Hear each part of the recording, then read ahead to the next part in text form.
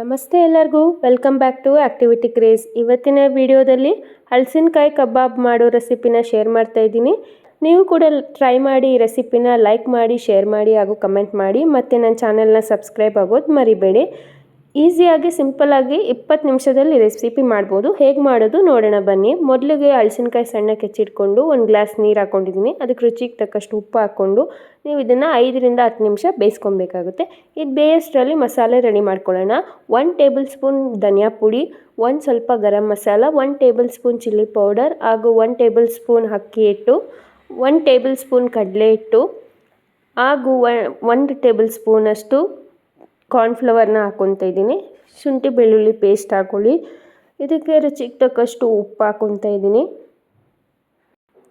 ಈಗ ಇದಕ್ಕೆ ಸ್ವಲ್ಪ 2 ಟೇಬಲ್ ಸ್ಪೂನಷ್ಟು ಎಣ್ಣೆ ಹಾಕ್ಕೊತಾ ಇದ್ದೀನಿ. ಹಾಗೆ ಸ್ವಲ್ಪ ನಿಂಬೆಹಣ್ಣು ರಸ ಹಾಕಿ ಇದನ್ನೆಲ್ಲ ಚೆನ್ನಾಗಿ ನಾವು ಮಿಕ್ಸ್ ಮಾಡಬೇಕಾಗುತ್ತೆ. ಮಿಕ್ಸ್ ಮಾಡಿ ಸ್ವಲ್ಪ ನೀರು ಹಾಕ್ಕೊಂಡು ಮಿಕ್ಸ್ ಮಾಡ್ಕೊಳ್ಳಿ. ನೀವೇನಾರ ನಾನ್ ವೆಜಿಟೇರಿಯನ್ ಆಗಿದ್ದರೆ ಕಡಲೆ ಹಿಟ್ಟು ಬದಲು ನೀವು ಮೊಟ್ಟೆನ ಹಾಕೋಬೋದು. ಮೊಟ್ಟೆ ಹಾಕಿದರೆ ನೀರು ಹಾಕಿ ಮಿಕ್ಸ್ ಮಾಡಬೇಡಿ. ಈಗ ಹಲಸಿನಕಾಯಿ ಬೆಂದಿದೆ, ಅದನ್ನೆಲ್ಲ ನಾವು ಇದಕ್ಕೆ ಈ ಮಸಾಲೆಗೆ ಹಾಕ್ತಾಯಿದ್ದೀವಿ. ಬಿಸಿ ಇರುವಾಗಲೇ ಹಾಕಿ ಇದನ್ನೆಲ್ಲ ಮತ್ತೆ ಚೆನ್ನಾಗಿ ಮಿಕ್ಸ್ ಮಾಡ್ಕೊಳ್ಳಿ. ಈ ರೀತಿ ನಾನಿಲ್ಲಿ ಏರ್ ಫ್ರೈ ಕಂಟೈನರ್ ಯೂಸ್ ಮಾಡ್ತಾಯಿದ್ದೀನಿ. ನೀವು ಬೇಕಂದರೆ ಡೀಪ್ ಫ್ರೈ ಮಾಡ್ಕೊಬೋದು. 1/4 ಗಂಟೆ ಇದ್ದು ಬಿಟ್ಬಿಡಿ ಮ್ಯಾರಿನೇಟ್ ಆಗೋಕ್ಕೆ. 1/4 ಗಂಟೆ ಬಿಟ್ಟರೆ ಸಾಕು, ತುಂಬ ಹೊತ್ತೇನು ಬೇಡ. ನೋಡಿ, ಈ ಥರ ಏರ್ ಫ್ರೈ ಕಂಟೈನರ್ಗೆ ನಾನೆಲ್ಲ ಹಾಕ್ಕೊಂಡಿದ್ದೀನಿ. ಇದು ಹಾಕ್ಕೊಂಡು ನಾವು ಇದನ್ನು 20 ನಿಮಿಷ ಬೇಯಿಸ್ಕೊತಾ ಇದ್ದೀನಿ. ಇದನ್ನು ಏರ್ ಫ್ರೈ ಕಂಟೈನರ್ ಇಟ್ಟು ನಾವಿವಾಗ ಟೆಂಪ್ರೇಚರ್ ಬಂದು 190 ಡಿಗ್ರಿಗೆ ಸೆಟ್ ಮಾಡ್ತಾಯಿದ್ದೀವಿ.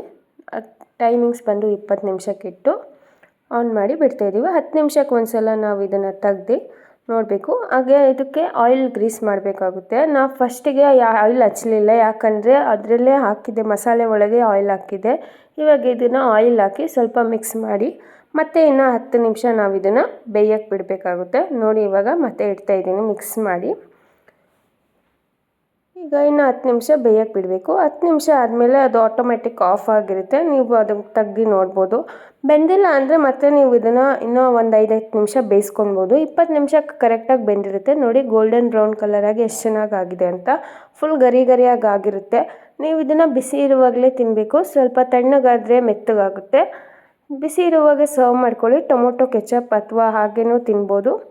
ಹಲಸಿನಕಾಯಿ ಕಬಾಬ್ ರೆಡಿ ಆಗುತ್ತೆ. ನೀವು ಇದನ್ನು ಡೀಪ್ ಫ್ರೈ ಕೂಡ ಮಾಡ್ಕೋಬೋದು, ಅದು ಕೂಡ ಬೇಗ ಆಗುತ್ತೆ. ಟೇಸ್ಟ್ ಅಂತೂ ತುಂಬ ಚೆನ್ನಾಗಿರುತ್ತೆ. ನೀವು ಟ್ರೈ ಮಾಡಿ, ಲೈಕ್ ಮಾಡಿ, ಶೇರ್ ಮಾಡಿ ಹಾಗೂ ನನ್ನ ಚಾನಲ್ನ ಸಬ್ಸ್ಕ್ರೈಬ್ ಆಗೋದು ಮರಿಬೇಡಿ. ಥ್ಯಾಂಕ್ ಯು ಎಲ್ಲರಿಗೂ.